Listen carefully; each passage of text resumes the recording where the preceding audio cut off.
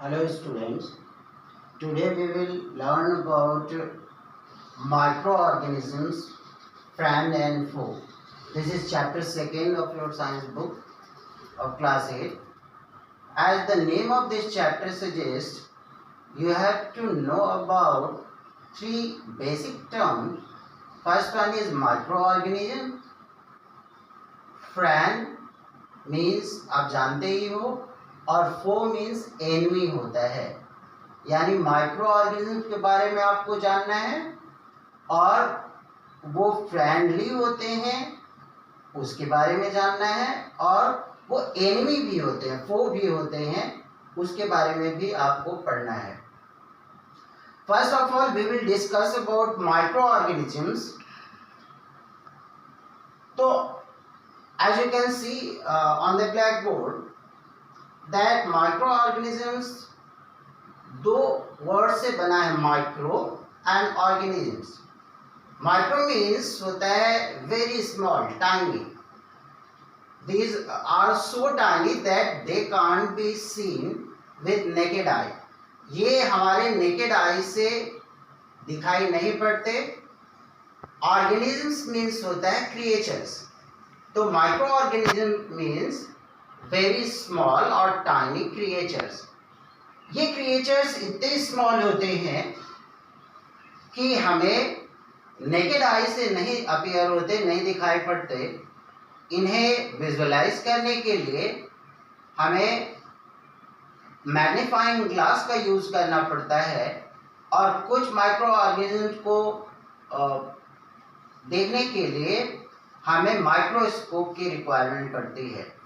So basically microorganisms are very tiny which can't be seen with our naked eye. They are seen with the help of microscope or magnifying glass. अभी बात आती है कि ये micro organisms कितने type के होते हैं। तो इनके 4 मेजर ग्रुप्स हैं, जिनमें bacteria, fungi, protozoa and alga आता है। एक 5th ग्रुप भी है, वायरस, जिसके बारे में हम लोग लेटर हाफ में डिस्कस करेंगे।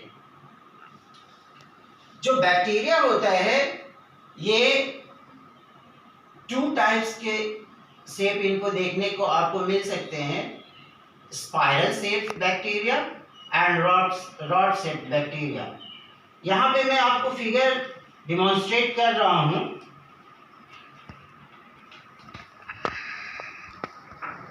This one is spiral shaped bacteria and this one is rod shaped bacteria, and the second one is alga जिसमें स्पाइरोगायरा आता है। यहाँ पे फिगर है, आप देखिए ध्यान से। And third one is protozoa. Protozoa में basically amoeba and paramecium. You can look this figure, this is amoeba and paramecium. And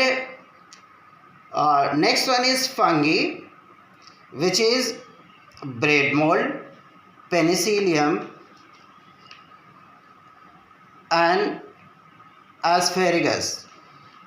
These are the figures of bread mold, penicillium and asparagus, and this one is virus. So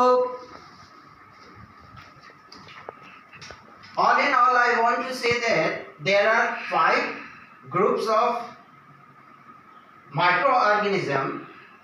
Among those, bacteria, fungi, protozoa, algae and virus. Virus वैसे तो inactive state में रहता है, but जब ये micro organism के body में enter करता है तो ये आपके नंबर्स को, अपना रिप्रोडक्शन का प्रोसेस बहुत ही रैपिडली करता है। इससे होने वाले कुछ कॉमन डिजीजेस का अगर हम लोग बात करें, जिसमें कोल्ड है, इन्फ्लुएंजा है, और कुछ सीरियस डिजीजेस भी कॉज करता है virus, like polio, chicken pox. Bacteria से होने वाले diseases, typhoid, TB means tuberculosis, this is called tuberculosis. Fungi, आप जो ब्रेड बॉल का एग्जांपल मैंने दिया, तो जब ब्रेड रोटेन होने लगता है तो उस पे आप पैचेस जो देखते हो वो फंगी होता है।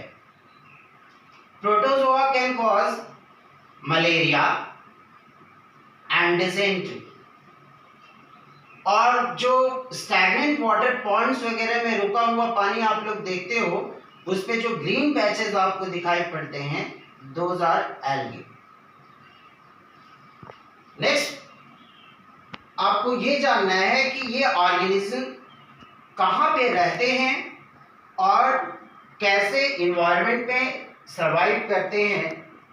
So let you know that these microorganism can be unicellular और multicellular। ये सिंगल सेल के हो सकते हैं या मोर देन वन सेल्स के हो सकते हैं, मल्टीसेलुलर हो सकते हैं।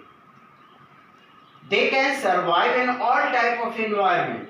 ये आइसी कोल्ड में इन्वायरमेंट में भी सर्वाइव कर सकते हैं, ये बहुत ही हॉट समर डेज में भी सर्वाइव कर सकते हैं। ये एनिमल्स के बॉडी में भी मिलते हैं और ह्यूमंस के बॉडी में भी मिलते हैं। जहां तक अमीबा की बात करें तो अमीबा अकेले रह सकता है, जबकि फंगी और बैक्टीरिया ये कॉलोनीज में देखने को मिलते हैं।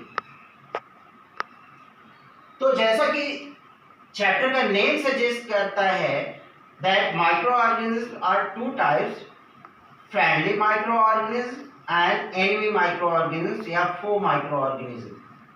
अभी मैं friendly microorganisms के बारे में अगर आपको बताऊं तो इसका ह्यूमन लाइफ में बहुत ज़्यादा यूज है, एक्सटेंसिव यूजेस हैं।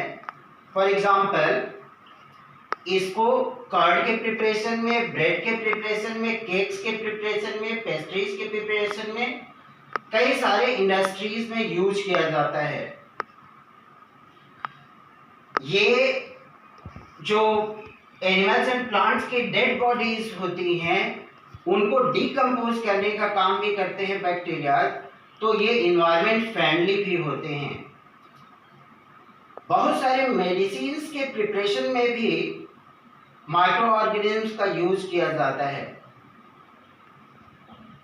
जैसा कि क्लास 7 में आप लोगों ने पढ़ा था कि बैक्टीरिया और माइक्रो ऑर्गेनिज्म नाइट्रोजन, सॉइल के अंदर नाइट्रोजन फिक्सेशन का भी काम करते हैं, जिसकी वजह से सॉइल की फर्टिलिटी इनरिच हो जाती है, इनहांस हो जाती है और उसमें क्रॉप्स का प्रोडक्शन अच्छा होता है। तो अगर making of curd, bread and cakes की बात की जाए तो कर्ड के प्रिपरेशन में लैक्टोबैसिलस बैक्टीरिया का यूज किया जाता है, जो कि मिल्क में ऐड करने के बाद अपने नंबर्स को बहुत रैपिडली इंक्रीज करता है और उसको एक थिक पेस्ट में चेंज कर देता है, which is known as curd और yoghurt. Bread, pastries and cakes industries में भी इस पाउडर का यूज किया जाता है, यानी माइक्रो ऑर्गेनिज्म्स का यूज किया जाता है। When they prepare dough of bread, cakes और pastries, उसमें इस पाउडर ऐड कर दिया जाता है और ये रिप्रोडक्शन का प्रोसेस करते हैं। मीन्स रेस्पिरेशन का प्रोसेस जब स्टार्ट करते हैं तो ये कार्बन डाइऑक्साइड गैस प्रोड्यूस करते हैं और वो, as you know that tendency of gas will be increase upward। तो जो कार्बन डाइऑक्साइड गैस प्रोड्यूस करते हैं रेस्पिरेशन के रिजल्टेंट के तौर पे, तो ये गैस अपवर्ड जाना चाहती है, बट जो केक्स पेस्ट्रीज के डो होते हैं वो इतने थिक होते हैं कि ये इसे रोक लेते हैं, चेक कर लेते हैं। इसी वजह से उन डो का सरफेस इंक्रीज कर जाता है और जब इन्हें बेकिंग का प्रोसेस किया जाता है तो ये हीट एनर्जी ले करके स्केप कर जाते हैं, बाहर निकल जाता है गैस, कार्बन डाइऑक्साइड गैस, और ब्रेड पेस्ट्रीज वगैरह में बहुत फाइन होल्स आपको पूरे सरफेस पे दिखाई पड़ते हैं। तो आज हम लोगों ने माइक्रो ऑर्गेनिज्म के बारे में जाना, उसके टाइप्स के बारे में जाना, उनके शेप्स के बारे में जाना, वो कहाँ पे रहते हैं, और फ्रेंडली माइक्रो ऑर्गेनिज्म के बारे में आपने पढ़ा, और कर्ड, ब्रेड और केक्स के प्रिपरेशन के बारे में पढ़ा। Thank you.